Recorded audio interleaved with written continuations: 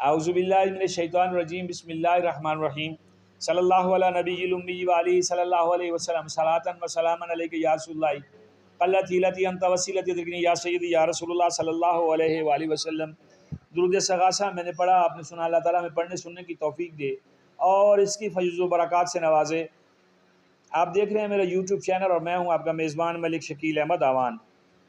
एक बड़ी दुख भरी खबर आपसे शेयर करना चाहता हूं कि साहिवाल का district headquarter and teaching hospital है, उसके जो बच्चा वार्ड है उसमें आतिशज़दगी होती है और उसमें 4 बच्चे जो हैं वो जान बहक हो जाते हैं और 60 बच्चे जो हैं वो बचा लिए जाते हैं। सारे बच्चे नौमौलूद हैं और एमएस के स्टेटमेंट के मुताबिक सारे बच्चे जो हैं पैदाइशी बीमार थे। और इस सारे अमल में चूँकि जब आग लगी तो वार्ड में धुआं भर गया और बच्चों का दम घुटा। वैसे भी बड़े वो नाजुक से होते हैं क्योंकि वो बिल्कुल मासूम और बिल्कुल फूल जैसे होते हैं। जब बच्चा नौमौलूद होता है वो बिल्कुल नाजुक होता है। तो वो वहाँ पे 4 बच्चे जो हैं वो दम तोड़ गए।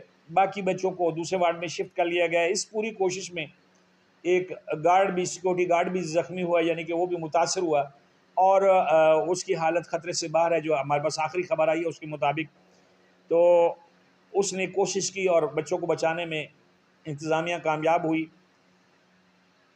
इस चीज़ का जो नोटिस है वो तो ले लिया है चीफ मिनिस्टर साहिबा ने, मरियम नवाज शरीफ साहिबा ने नोटिस तो ले लिया है कि इसका ज़िम्मेदार कौन है।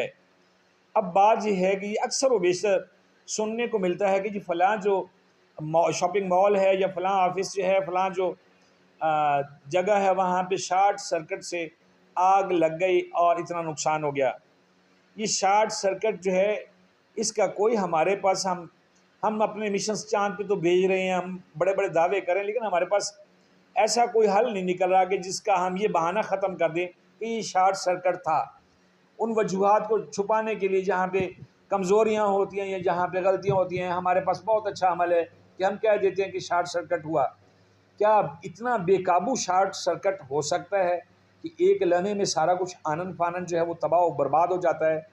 नहीं, वहाँ पे कौन सा कोई इतना बड़ा जो माहौल है और वहाँ पे तो बच्चों के जो वारिस हैं और जो अमला है हर वक्त स्टैंड बाई होता है हॉस्पिटल्स में कि वो जब आगाज़ हुआ वो क्यों नहीं पहुँच सके या उन्होंने बर वक्त कार्रवाई क्यों नहीं की। फायर ब्रिगेड के अमले को बुलाना पड़ा, उन्होंने क्या वहाँ पे उनके पास फौरी तौर पे कोई ऐसे एंटी फायर इंस्ट्रूमेंट्स नहीं थे, इक्विपमेंट्स नहीं थे कि वहाँ पे वो करते और आग पे काबू पा लिया जाता, बच्चों की जानें बच सकती। बेशक मौत तो अल्लाह ने लिखी है, लेकिन हमारे पास बहुत सारी तदाबीर हैं जो हमें बताई जाती हैं कि ज़िंदगी बचाने के लिए की जाएँ तो इसमें चांसेस होते हैं कि बंदे की ज़िंदगी, इंसानी ज़िंदगी बच सकती है। तो वहाँ पे सबसे बड़ा सवाल ये है कि क्या वहाँ पे एंटी फायर कोई ऐसी चीज़ नहीं थी, वहाँ के अमले को ट्रेनिंग नहीं दी गई थी, वहाँ पे इमरजेंसी सूरत हाल में ऐसा अगर कोई वहाँ पे कोई ऐसा इंसिडेंट होता है उसको रोकने के लिए अस्पतालों में ऐसा कोई मैकेनिज़्म मौजूद है, नहीं है।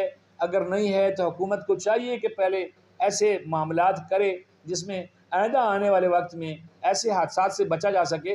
बल्कि ये जितने बड़े बड़े शॉपिंग मॉल्स हैं और जितने बड़े बड़े ये प्लाजे हैं जहाँ जैसे जिस मॉडल्स में आग लगती हुई कई बार पता चला कि फलां जगह पे आग लग गई, वहाँ पे बाकायदा से इस तरह का माहौल होना चाहिए, इस तरह का एक पूरा सेटअप होना चाहिए कि जिसमें बर वक्त आग बुझाने के आलात इस्तेमाल करने वाले तजर्बाकार लोग बैठे हों 2-4, जो वहाँ जाके इस चीज़ पे काबू पाएँ और बहुत बड़े नुकसान से बचा जा सकता है। ना कि सारी बातें जो हैं वो 1122 पे फेंक दी जाएँ, फायर ब्रिगेड पे फेंक दी जाएँ, इदारों पे फेंक दी जाएँ। क्यों ना वो लोग जो वहाँ पे इमीडिएटली ये कर सकते हैं, वहाँ पे मौजूद हैं, उन लोगों को ज़िम्मेदार ठहराया जाए कि भई आपने ऐसे करना है। हाँ, अगर उसमें कोताही होती है, उसका तयन करके फिर को सही सज़ाएँ दी जाएँ ताकि जिस काम के लिए आपको रखा गया वो आपने काम क्यों नहीं किया। ये बहुत सारे हमारे फजूल प्रोजेक्ट सामने आते रहते हैं, होता रहता है। पैसे का बेदरेग इस्तेमाल है, इनकम टैक्स से वो टैक्सेस से इकट्ठी की रकम जो है वो बेदरेग इस्तेमाल हो रही होती है, लेकिन उसका जो मनी है वो समझ नहीं आते हैं कि जो प्रोजेक्ट बनाए जाते हैं उसमें कोई चीज़ ऐसी भी है जो कारामद हो। ऐसा नहीं है। आप किसी भी हॉस्पिटल में चले जाएँ, आपको ऐसी चीज़ नहीं मिलेगी। जैसा मैं ज़िक्र कर रहा हूँ कि वहाँ पे कोई ऐसा हमला भी हो, कोई 2-4-6 लोगों का, जो अचानक आग लगने की सूरत हाल पे काबू पा सके। लेकिन आजकल एक नया सिस्टम जो है वो ये कुछ अर्से से चल रहा है कि वहाँ पे एक एक अस्पताल में 100-100 200 सिक्योरिटी वाले होते हैं। वो भी मैंने पहले एक आपको प्रोग्राम में बताया था कि वो भी एक निज़ाम है, पैसे इकट्ठे करने के ठेके पे सिक्योरिटियाँ दी हुई हैं, सिक्योरिटी वाले खड़े हुए हैं, कोई साइकिल स्टैंड पे ड्यूटी कर रहा है, कोई कहीं पे ड्यूटी कर रहा है। और जो बहुत ज़्यादा सेंसिटिव किस्म के जो वार्ड्स हैं, जैसे हार्ट का है या जो दीगर कोई मतलब वहाँ पे होता है, वहाँ पे आने जाने वाले मरीजों से बाकायदा भत्ता भी लिया जाता है। ये सारी खबरें सच्ची हैं। और वहाँ पे ड्यूटी लगाने वाले जो उन्हीं के सिक्योरिटी अफसरों के और वो सिक्योरिटी वालों के जो अफसरान होते हैं, वो बाकायदा कहते हैं हाँ भी अगर आपका मैं ICU में ड्यूटी लगाऊँ तो मुझे शाम को आपने इतने पैसे देने हैं। और वो लेते हैं और मरीज़ों के वारिस देते हैं। अगर नहीं देते हैं तो अंदर अपने प्यारे के पास जाने की इजाज़त नहीं मिलती है। क्या हमने सारी चीज़ें जो सारे मामलात हैं वो पैसे इकट्ठे करने पे लगाया हुआ है? गवर्नमेंट टैक्स इकट्ठा करती है, गवर्नमेंट के मुलाजमीन जो हैं वो लोगों से भत्ता इकट्ठा करते हैं, तो लोग कहाँ जाएंगे?